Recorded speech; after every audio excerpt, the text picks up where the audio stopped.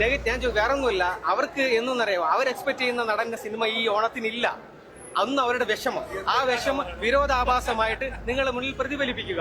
കാരണം ലാലേട്ടൻ ക്യാമറ റോളിൽ വന്ന് മാത്രം ഒരു പടം ഹിറ്റാക്കി കൊണ്ടുപോയി, ലാലേട്ടന്റെ പേര് മാത്രം കൊണ്ടുവന്ന് ഒരു ഹിറ്റാക്കി ഒരുത്തനും പോകണ്ട എന്നുള്ള നിലയിൽ ഒറ്റ കാര്യം മാത്രം അവർക്ക് മലയാളികളെ അന്നും ഇന്നും എന്നും മലയാളികളുടെ ഫസ്റ്റ് ഡേ കളക്ഷനും ഗ്രോസ് ഡേ കളക്ഷനും ആ ചരിഞ്ഞ തോളിൽ തന്നെയാണ്. ആ ചരിഞ്ഞ തോൾ ഒരു 5 മിനിറ്റ് കൊണ്ട് ഒരു പടം കൂടി ബമ്പറാക്കാൻ കഴിയുമെങ്കിൽ അണ്ണാ നിങ്ങൾ ഇനി ഒരു അന്യായമാണ്. കാരണം എന്താ, ഒരു മുത്തച്ഛന്റെ റോളിൽ ഈ ലെവലിൽ കൊണ്ടുവന്ന് ജയിലറിനേക്കാൾ കിടിലൻ ക്യാമിയോ കൊണ്ടുവരുമെങ്കിൽ എന്റെ അമ്മ ഒരു രക്ഷയില്ല.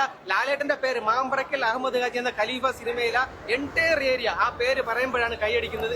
അദ്ദേഹത്തിനെ കാണുമ്പോഴാണ് തിയേറ്റർ ഒന്നടങ്ങ് വെണീറ്റ് നിന്ന് പൂരപ്പറമ്പായി മാറിയത്. അതിൽ യാതൊരു സംശയമില്ല.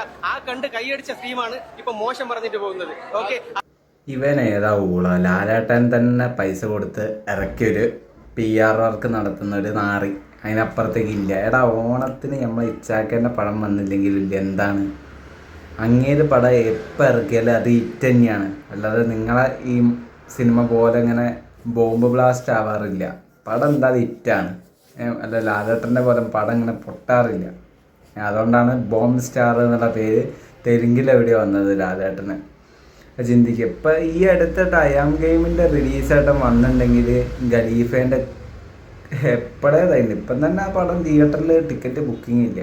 പിന്നെ എന്ത് തള്ളി, ഞങ്ങൾക്കൊരു സീനുമില്ല. ഞങ്ങളെ പടം ഇറങ്ങാൻ പോകുന്നത് പിന്നെ ലോ ആൻഡ് കോ ഷൺമുഖ ഗസ്റ്റ് റോളായിട്ട് ജോർജ് സാറിൻ്റെ കൂടെ വരുന്നതൊക്കെ തിയേറ്റർ. പൃഥ്വിരാജിന് ഒരു 100 കോടി വേണമെങ്കിലും മമ്മൂക്കനെ വെച്ചിട്ടൊരു പടം ചെയ്യട്ടെ, ഇല്ലെങ്കിൽ പൃഥ്വിരാജിൻ്റെ അവസാനമായിരിക്കും. എന്തായാലും ഈ പടം പൊട്ടി. ബുക്ക് മൈ ഷോയിലൊക്കെ ഇപ്പം നിറഞ്ഞേക്കുന്നത് ബദലേം കുടുംബ യൂണിറ്റാണ്. നിവേച്ചാൻ തൂക്കി. വേറൊന്നും പറയുന്നത്, മോൻ പോയി കണ്ണീര് തുടച്ചിട്ട് വീട്ടിൽ പോയി ചാച്ചിക്കുക, അതാ നല്ലത്. വേറൊന്നും പറയാനില്ല. പടം എന്തായാലും ബദലേം കുടുംബ യൂണിറ്റ് തൂക്കി. ഇനിയിപ്പോൾ അടുത്ത മാസം 3-ാം തീയതി അയാം ഗെയിമും തൂക്കും.